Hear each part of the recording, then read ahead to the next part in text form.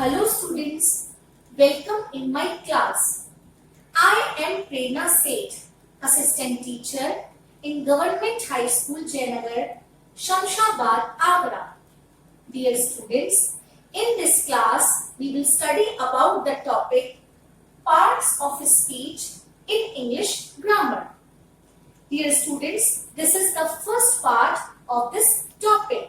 So, let us start by having a look at this sentence.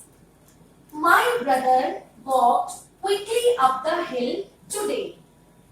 Yes, students, in this sentence, every word performs a job, and that job might be to tell us who the sentence is about, what happened, where the action occurred, when the activity happened, and how the activity occurred.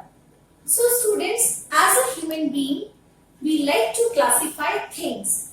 We like to classify plants, we like to classify animals, we like to classify environment to have better understanding. In the same way, we classify words into groups, and these groups are called parts of speech. How do we classify those words? It is based on the job performed by them. So students, parts of speech are the building blocks of language. We use them to build sentences. So students, let us have a look at these blocks. These are not blocks, these are words, and we will use them to make sentences. So let us read some sentences. Part walked. Is this a sentence? Yes, students, this is a sentence as it gives us complete meaning. In this sentence, we have used two blocks, part and walked. Let us read another sentence. Part walked slowly. A more interesting sentence. Why? As it gives us more meaning about the sentence. Part walked slowly in the garden. In this sentence, we have used all the blocks to make the sentence more meaningful. So students, now you have seen that we use these parts of speech to make our sentences more meaningful. All words in English can be broadly classified into 8 groups or parts of speech. These are adjectives, conjunctions, nouns, pronouns, adverbs, interjections, prepositions and verbs. I hope students, now you are able to understand parts of speech. So let me ask you a few questions. What are parts of speech? Yes, students, parts of speech are building blocks of language, and we use them to make sentences. How many parts of speech are there in English? Yes, students, there are 8 parts of speech in English. They are nouns, pronouns, adjectives, adverbs, verbs, prepositions, conjunctions and interjections. Why do we need to learn parts of speech? Yes, students, we need to learn parts of speech to have better understanding about words so that we may become better readers and writers. So students, let's start learning more about parts of speech. In this class, students, we will study about noun and its kinds, countable and uncountable nouns, singular number and plural number. So, we will first discuss about noun. Let us understand what exactly noun is. So, students, let's talk about noun. A noun is the name of a person, place, thing, quality, word or state, condition. So students, when we talk about the name of a person, place or a thing, most of people think that it has to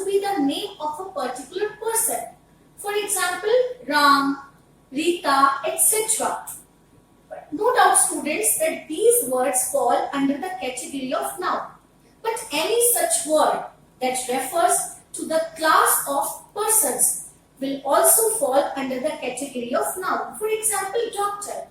Doctor is not the name of a particular person, but it refers to a class of people.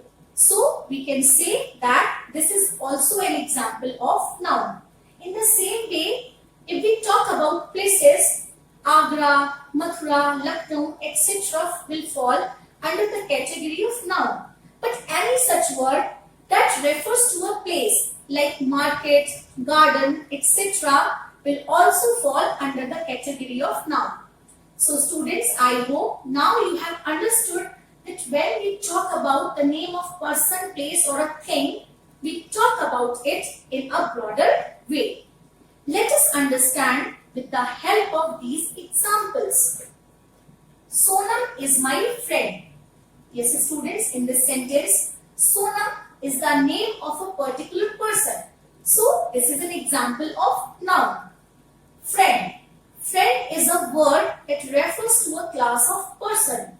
So, we can say that friend will also fall under the category of noun. We went to the market. Yes, student. Market is a word that refers to a place. So, this is an example of noun. I read a book. Yes, students, book is a thing. So, we can say that this is an example of noun. Honesty is the best policy. Yes, students, as honesty and policy are qualities. So, qualities will also fall under the category of noun. So, let's move ahead and discuss about noun and its kinds. Dear students, in this class, we will not only discuss about noun, but we will also discuss about different categories of nouns. So, let us study about them one by one. Proper noun. Proper means specific and one's own. So, proper nouns are the names of specific persons, places or things. So, these are the names of specific people, places, animals or things. For example, Radha, Delhi, Russia, etc. Common noun. As its name suggests, that common means a word that is common to a class of persons, animals or things. So, these are the names of people, places or things in general. For example, boy, woman, sea, bird, etc. Collective noun. The word collective has been derived from the word collection. So students, when we use a word for a group of persons or things, so that one word will be an example of collective noun. So these are a collection or group of people, animals or things. For example, an army of soldiers, a bunch of keys, a bundle of sticks, etc. Abstract noun. This is a more interesting kind of a noun, as this is a kind of a noun that we cannot touch it. We cannot see it. However, we can feel it. So, these nouns denote an idea, a quality or a state of being. For example, beauty, strength, love, greed, bravery, etc. Material noun. These nouns are names of material out of which things are made. For example, gold, water, iron, etc. I hope students, you are able to understand these kinds of noun. Dear students, I would like to tell you some more facts about proper nouns. So, let us have a look at them. Proper nouns are sometimes used as common nouns. Let us understand with the help of this example. Kalidas is called the Shakespeare of India? Dear students, if I don't give you this sentence and ask you which kind of noun is Shakespeare, definitely you will answer me with, ma'am, it is a proper noun. But in this sentence, Shakespeare has been used as a common noun. Why? Because in this sentence, Shakespeare is an ability to write well. So, it has been used as common noun in this sentence.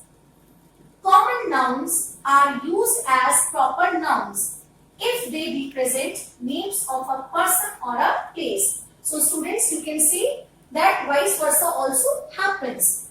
Let us understand with the help of this example. He named his child Gold.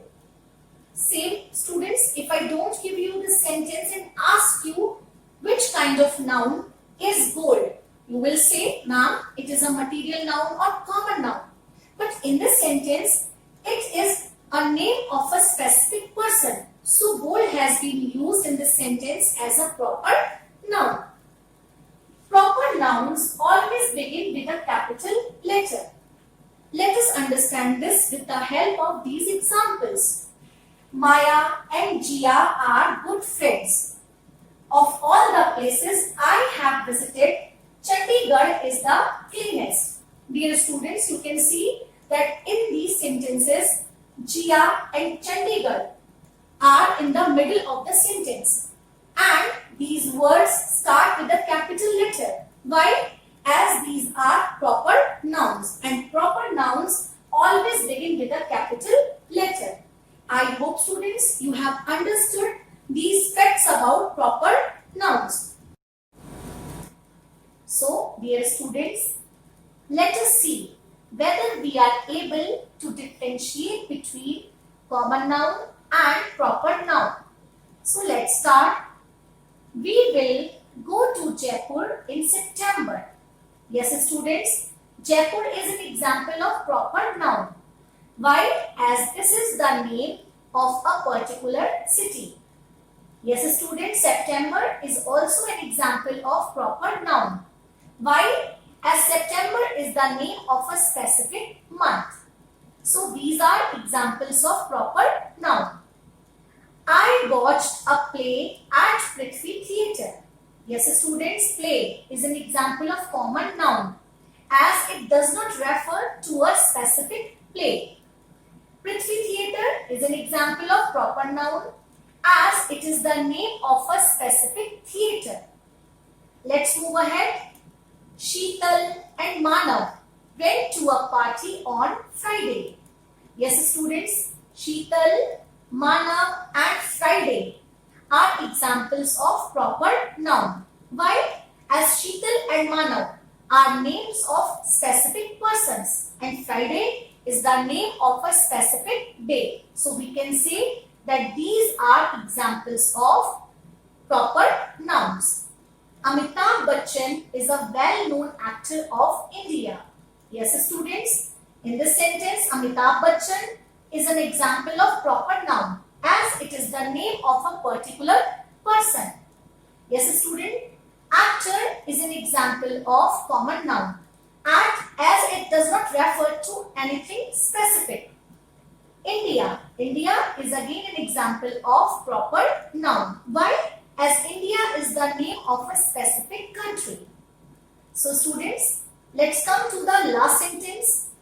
My mother and aunt enjoyed their trip to Badrinath. Yes, students, mother and aunt are example of common noun as they do not refer to anything specific.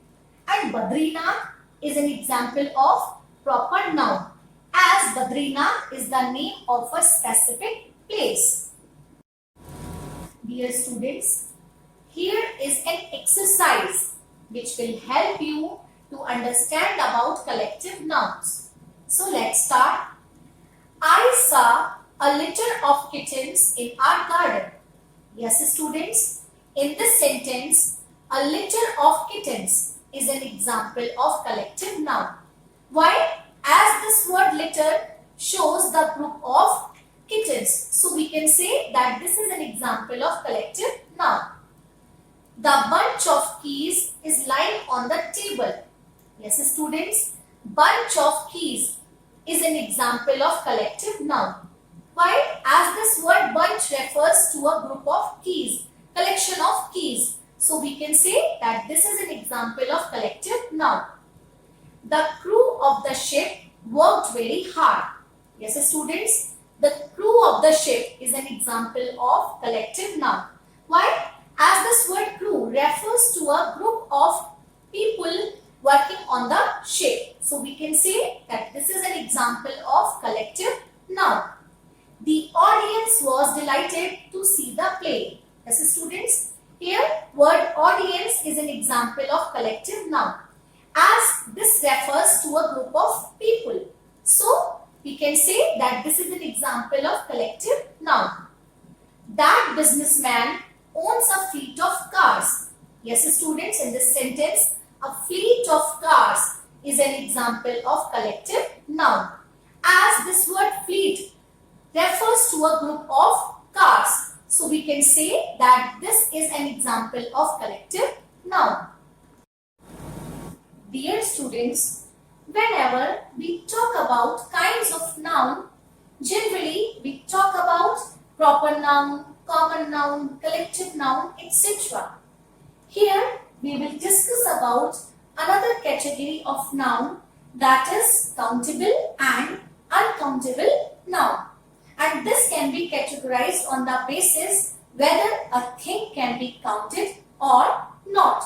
So students, some nouns can be counted while others cannot be counted. According to this, nouns can be classified into two parts, and they are countable noun and uncountable noun. Countable noun. Nouns that can be counted are called countable nouns.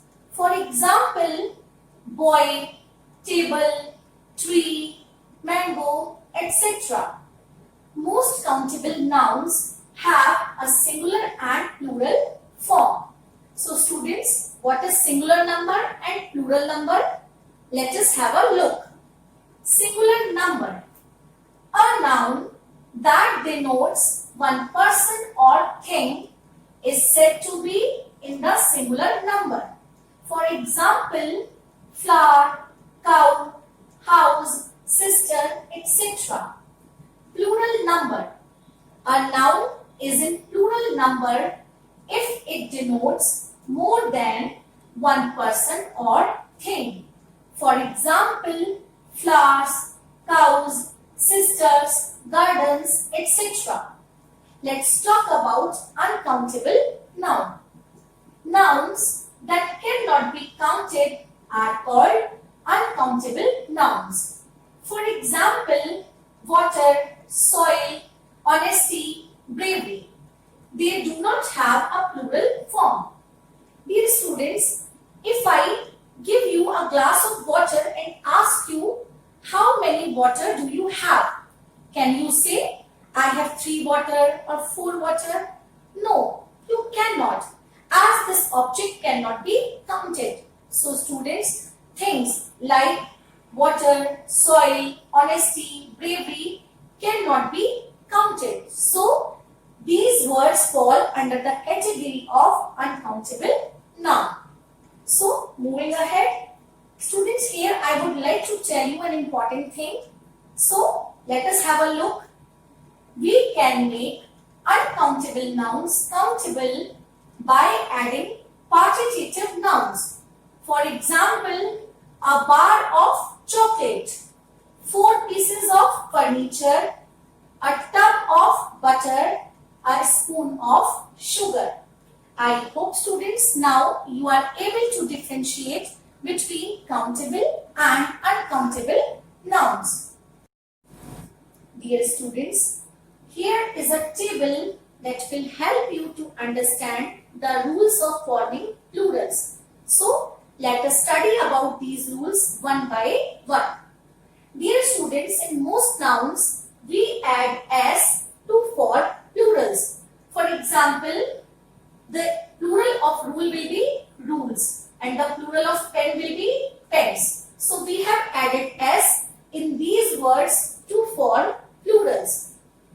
Next rule, nouns ending in s, ss, sh, ch and x, we add es to form plurals. You can understand with the help of these words. Bus, it has s in the end and we have added es to form plural. So what will be the plural of bus? It will be buses. Dress, it has s's in the end. So we will add es to form plural. So what will be the plural of dress? It will be dresses. Brush, it has sh in the end. So we will add es to form plural. So what will we write? We will write brushes. Church, it has ch in the end. So we will add es. And the plural of church will be churches.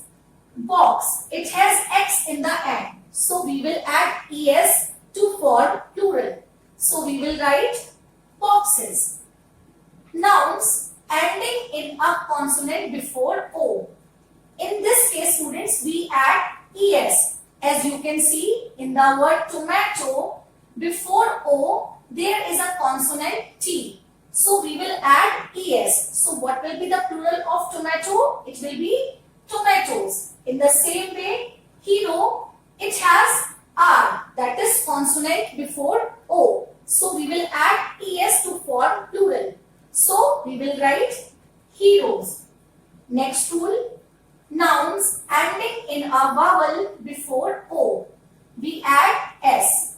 For example, in the word ratio, it has I, that is vowel, before O. So we will add S to form plural. So what will be the plural of ratio? It will be ratios.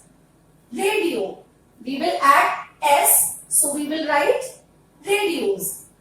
Nouns ending in a consonant before Y. So students, in this case, we change Y to I and add ES. For example, in the word city, it has Y in the end and has a consonant before Y. So what will we do? We will change this Y into I and add ES. So the plural of city will be cities. In the same way, the plural of daisy will be daisies. Let's move ahead and talk about some other rules. Nouns ending in a vowel before Y. Dear students, if there is a vowel before Y, we add S to form plurals. For example, monkey. It has E, that is vowel before Y. So we will add S to form plural. So what will we write? Yes, students, the plural of monkey will be monkeys. Play. The plural of play will be plays, and it has vowel before Y. Nouns ending in F or FE. So in this case, students, we change F or FE to V and add ES or S. So students, you can understand with the help of this example. Scarf. Here is the word scarf. Either we can add S to form plural. So the plural of scarf will be scarves. Or we can change F into V and add ES. So it can be like this. Scarves. Knife. In this sentence, students, we will change F into V and add ES. So the plural of knife will be knives. Exceptions. Some nouns undergo a vowel change.